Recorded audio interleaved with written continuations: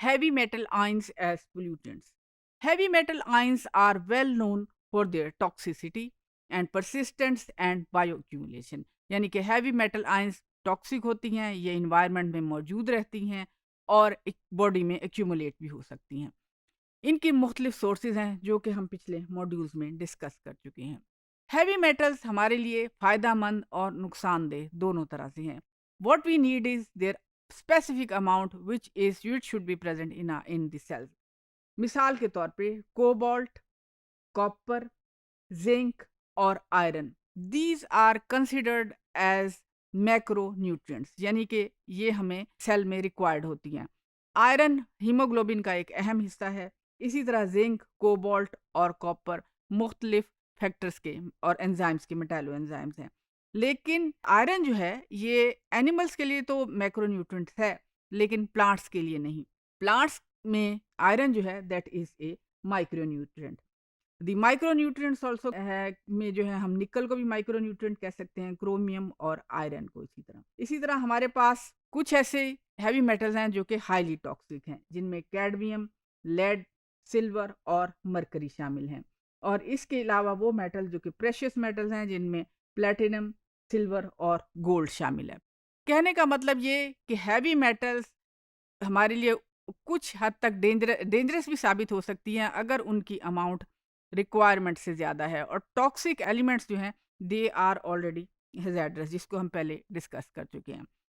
Actually ये heavy metals जो हैं ये हमारे पर्सनल प्रोडक्ट्स में भी मौजूद होती हैं। इन हैवी मेटल्स में lead, arsenic, mercury, aluminium, zinc और क्रोमियम और आयरन शामिल हैं।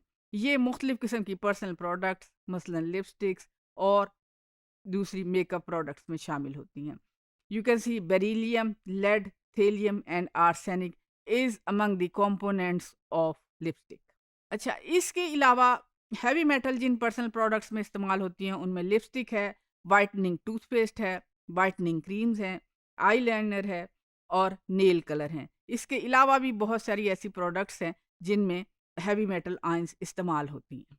पर्सनल प्रोडक्ट्स यूज़ करना आपका हक है। You can use personal product and if you know that there is a lead or whatever toxic element is present, आप उसको अपनी मर्जी से इस्तेमाल कर रहे हैं, it's okay.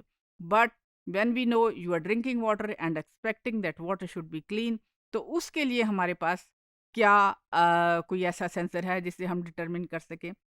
Biological molecules biosensors के लिए हम मुख्तलिफ किस्म के आयंस मसलन कॉपर, लेड और सिल्वर को डिटेक्ट करने के लिए हमारे पास एक रिसेंटली या लेटेस्ट बायोसेंसर बताया गया है। And this approach is very simple. In this approach what we do is we use silicon based thin membrane, and on the silicon based thin membrane uh, contains an enzyme, and the inhibition of enzyme tells us about the presence of these three metals. And the range for this biosensor is 60 to 120 parts per billion. So the structure or the scheme for this biosensor is shown here. It's fairly simple. On the silicon membrane, the enzyme horseradish peroxidase is immobilized and the rate of inhibition is checked. If the for different metals the rate of inhibition is different, and this biosensing approach could be used online. यानी कि अगर आपके पास एक membrane है, membrane से water sample पास होते जा रहे हैं और उसमें जो भी इनहिबिशन आ रही है that is recorded on the computer, and that is how you can check the presence of different metal lines or monitor the presence of copper, silver and lead in the water sample.